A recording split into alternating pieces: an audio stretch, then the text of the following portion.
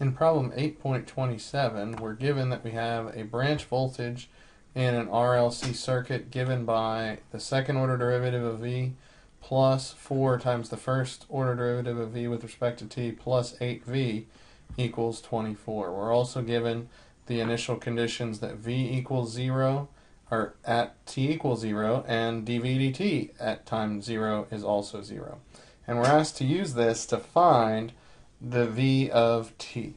And so what we want to do is begin by solving the homogeneous differential equation to find what damping style we have. So we're going to take this and just replace the 24 with 0 and do a Laplace transform on that and just figure out what kind of damping we're talking about. So our second order derivative goes to an s squared, first order derivative goes to an s, so we've got 4s, and our v just goes to a 1, so we've got 8, and that equals 0.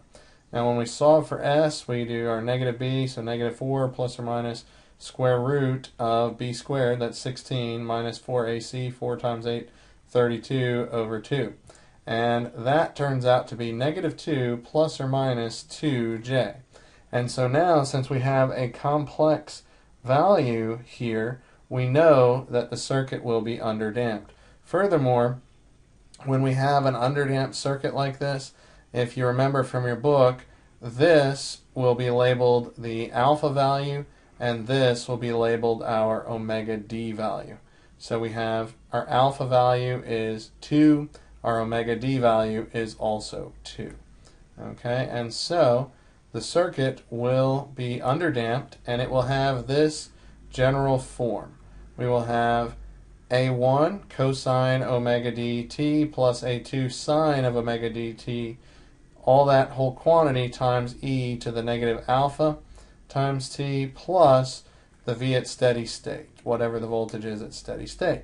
And so we know this is our transient response, this is our steady state response, and from here we can go ahead and plug in the omega d value that we know. From this it's 2, and the alpha value that we know, that is also 2. So our general form solution is going to be v of t equals a1 cosine of 2t plus a2 sine of 2t e to the negative 2t plus VSS.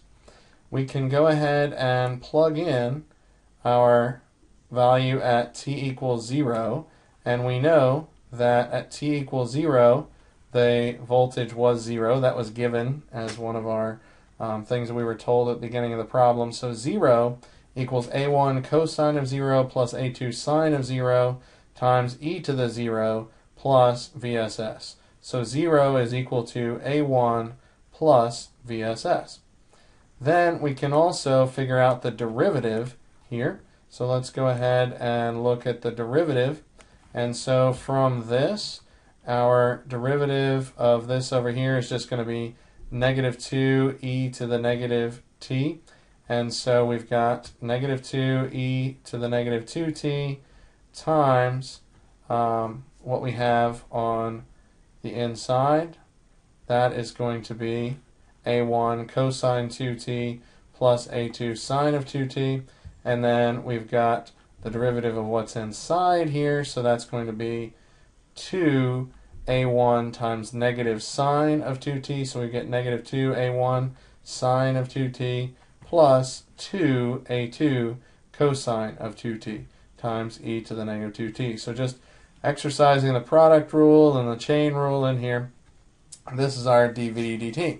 Now we plug in 0 for dV dt. We were also given that the initial condition of the derivative at t equals 0 is 0. And so when we plug in our zeros in here, sine of 0 of course goes to 0, cosine of 0 goes to 1, e to the 0 goes to 1. And so when we start plugging in all of these zeros, what we get is 0 equals 2a2 minus 2a1. And so from this we know that a1 has to equal a2.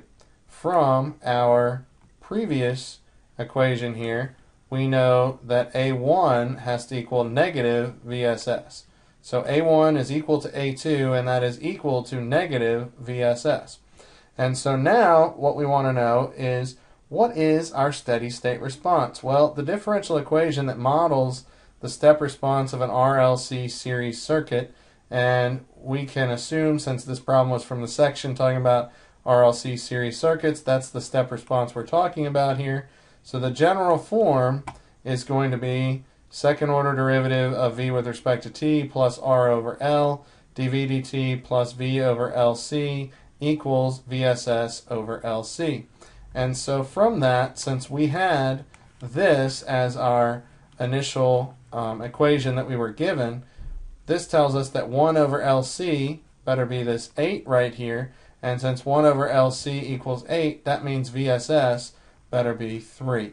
So we know our VSS is 3, and so that tells us from what we saw for here, A1 and A2 are negative 3, and so when we plug those back into our general form equation, V of t is equal to negative 3 cosine 2t minus 3 sine of 2t, that whole quantity, times e to the negative 2t volts plus 3 volts.